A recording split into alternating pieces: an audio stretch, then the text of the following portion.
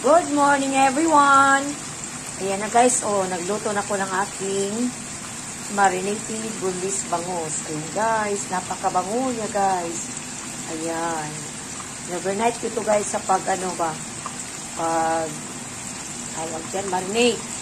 Para mas lalong masarap siya guys. Ayan. Para sa aming hindi ito matawag na breakfast kasi anong oras na guys. Dala na to para sa pananghalian. Ayan. Kasi naglaba muna ako guys bago ako nagluto nito. Ayan, ang sarap nito guys. Kasi nilagyan ko ito ng ground black pepper, garlic powder, soy sauce, tapos limonsito, at saka nilagyan ko din siya ng ang tawag ito ng sesame oil. Ayan, nilagyan ko pala ito guys. Tapos seasoning.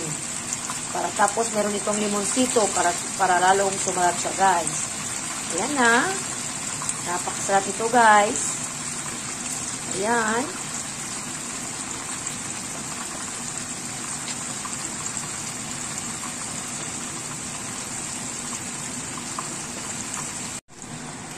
Hello guys, good morning. Ayan na guys ang aking marinated boneless bangus. Ayan, binaligtad ko muna siya guys.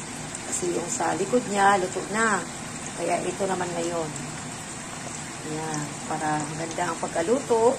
Tapos pantay-pantay siya ba. Ayan, dalawa lang ang aking lutuin guys. Kasi ako lang naman ang kakain. Ayan, malaki yan guys Ito, hindi masyadong malaki. Sakto lang ang kanyang laki. Ayan.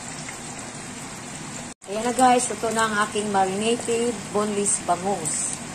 Ayan, napakasarap ito guys. Ayan, kain pala tayo para to sa aking, sa aking pananghalian. Hindi na to breakfast kasi late na. Ayan, napakasarap ito at napakabango nito guys. Ayan. Thank you for watching. Bye-bye.